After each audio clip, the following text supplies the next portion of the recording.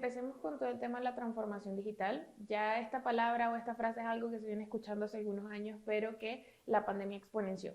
O sea, la pandemia obligó a que todas las empresas prácticamente, bueno, no puedo decir todas, pero muchas empresas en un porcentaje bastante grande, apalancaran su transformación digital que tenían programadas a 5 años a 2, ¿sí? A hacerlo durante la pandemia. ¿Y eso qué significa? Que procesos que hoy se hacían de cierta manera, como la obtención de datos, donde tú antes tenías que ir a una oficina para solicitar un producto, para entregar todos tus datos para que ellos te pudiesen dar algo, ahora lo hagas 100% a través del internet o a través de tu computadora.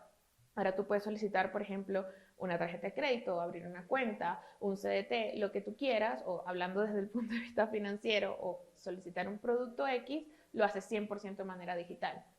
Entonces, ¿cómo cambia? ¿Cómo ahora las empresas garantizan la integridad de todo el proceso para que esto no pueda ser modificado? Que antes lo hacías, tú lo veías, ahora no lo ves.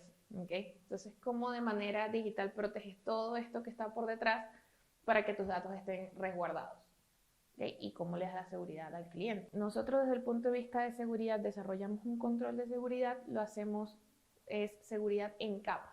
Tú tienes que tener seguridad desde el frontend, que es donde se supone que es donde tú estás metiendo tus datos, hasta el backend y el in-between, o sea, qué pasa en el medio. Entonces, tú tienes que asegurar desde educar al cliente, que al final ese es el eslabón más débil de cualquier proceso, siempre va a ser el ser humano.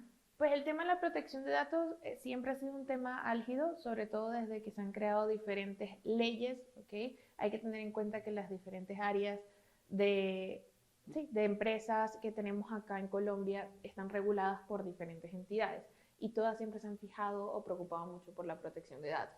Ahora, esto hablando pre-pandemia, donde casi todos estaba como muy on-premise, muy en casa, las empresas manejaban los datos ellos mismos, tenían sus propios data centers. La forma en que eso se manejaba a como se está haciendo ahorita es bastante diferente. Hemos tenido un porcentaje de 70% de aumento de phishing desde que comenzó la pandemia.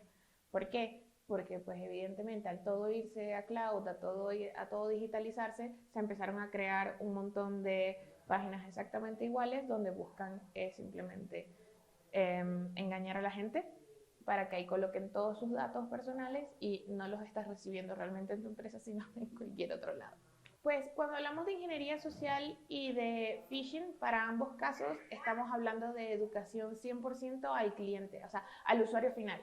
En este caso, lo que las empresas pueden hacer es educar. Educar, sacar campañas, educar, dejar muy claro que tú como empresa, qué es exactamente lo que tú vas a pedir y qué es lo que no vas a pedir. Tú tienes que educar a tu cliente final a decirle, mira, a ti nunca Amanda, ponte que mi empresa se llama Amanda, a ti nunca Amanda te va a llamar para pedirte estos y estos y estos datos. ¿Okay? Es ir educando al cliente final, al usuario final y a cada uno de nosotros para que realmente sospechen, ¿sí? Siempre tener la sospecha de, esto no me parece normal.